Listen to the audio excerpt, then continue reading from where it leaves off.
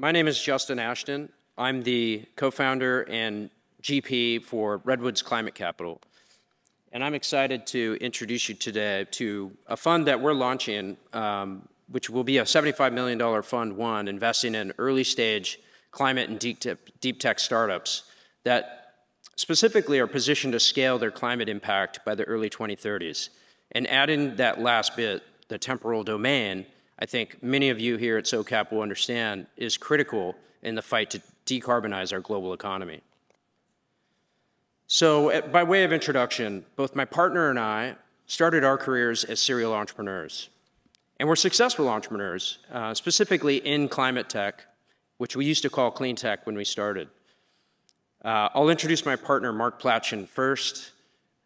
He was a co-founder of BMW's corporate venture capital fund called iVentures, which turned out to be a top decile returning fund, even though it was meant to be a strategic corporate investment fund.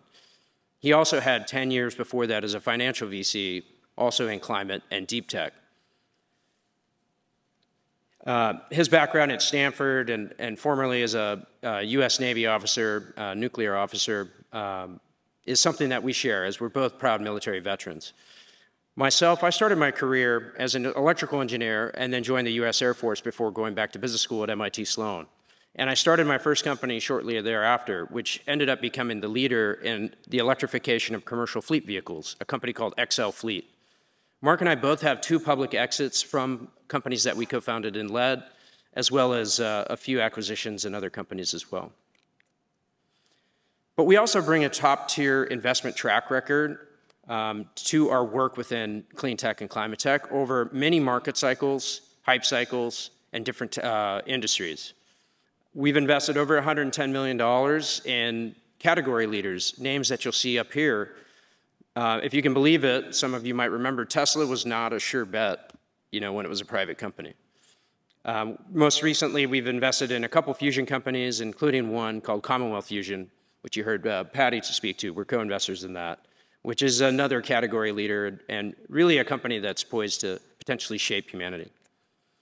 So why is 2030 a critical year on the path to decarbonize? Well, we've all heard of SBTI and their efforts to help corporations align their impact and reductions with plans that can reduce their emissions by 50%. So we're investing in startups that are going to help those businesses achieve those goals.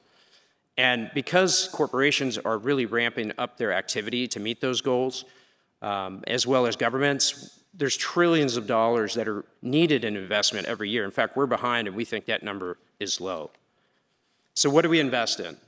We invest in specifically looking for companies that are fast, that have tech and business models that can scale fast.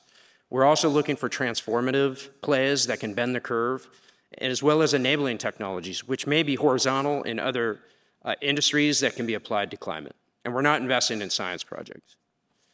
I've got a couple deals to show. I'm running out of time, so I'll breeze through them. One is a food waste composting startup in LA that builds and owns scalable urban composting infrastructure and provides the critical missing infrastructure for not only California, but other states to achieve their food waste diversion goals.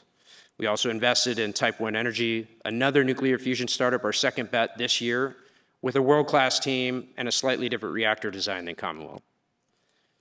Another example for our enabling technology, we invested in Canara, an edge AI silicon company, which is enabling AI in all devices in a small form factor, power efficient, and low cost. So in summary, we're raising a $75 million fund one with commitment from JP Morgan, and we're looking to meet more aligned LPs, family offices, institutions, and corporates. Please reach out. That's my QR code to my LinkedIn. If you do reach out that way, please put SOCAP so I can prioritize follow-up. We also have open SPV opportunities in the short term before the fund closes. Thank you.